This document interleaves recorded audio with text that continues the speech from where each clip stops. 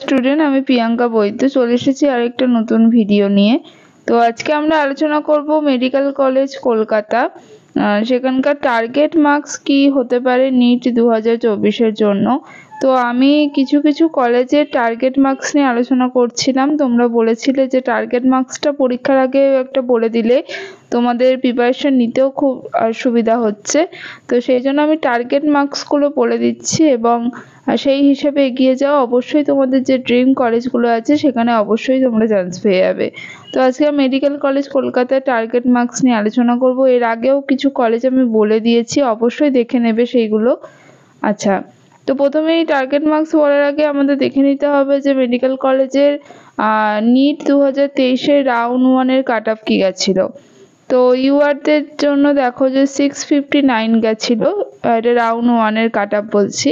OBC এদের হচ্ছে 650 গেছিলো, ওবিসি বিদের হচ্ছে 642 গেছিলো, ইডব্লিউএস এর হচ্ছে 630 গেছিলো, আর এসসিদের হচ্ছে তোমাদের 587 গেছিলো, ঠিক আছে, এবং এসটিদের হচ্ছে 432 গেছিলো। এইটা হচ্ছে তোমাদের রাউন্ড 1-এর কাট অফ ছিল। এবার সেই অনুযায়ী অনেকটাই কাট অফ কিন্তু হাই যাওয়ার সম্ভাবনা আছে। তোমরা এক্সাম দাও, তারপরে আমরা বুঝতে পারবো যে কোশ্চেন কীরকম হয়েছে, তার উপরও ডিপেন্ড করছে এক্সপেক্টেড কাট অফ কী হতে চাই। তখন কিন্তু আমরা বলে দেবো এক্সপেক্টেড কাট অফ কী হতে পারে। তো এখন টার্গেটটা অনেকটাই হাই রাখতে হবে, তাহলেই তোমরা কাট অফের মধ্যে মার্কসটা তুলতে পারবে। তো দেখো, তোমাদের টার্গেট মার্কস নিট 2024-এর জন্য ইউআরদের জন্য মেডিকেল কলেজ পাওয়ার জন্য 672+ তোমাদের টার্গেট রাখতে হবে, তবে তোমরা মেডিকেল কলেজে পেয়ে যাওয়ার সম্ভাবনা থাকবে। ওবিসি এদের হচ্ছে 665+ তোমাদের টার্গেট রাখতে হবে।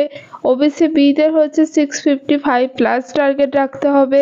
ইডব্লিউএস এর হচ্ছে 645+ টার্গেট রাখতে হবে, আর এসসিদের হচ্ছে 597+ বা 600+ টার্গেট রাখতে হবে। এসটিদের হচ্ছে তোমাদের 45+ কিন্তু টার্গেট রাখতে হবে, তবে গিয়ে তোমরা মেডিকেল কলেজে চান্স পাওয়ার সম্ভাবনা পুরোপুরি থাকবে। তাহলে আজকের মতো টাটা, নেক্সট ভিডিও নিয়ে খুব তাড়াতাড়ি হাজির হব।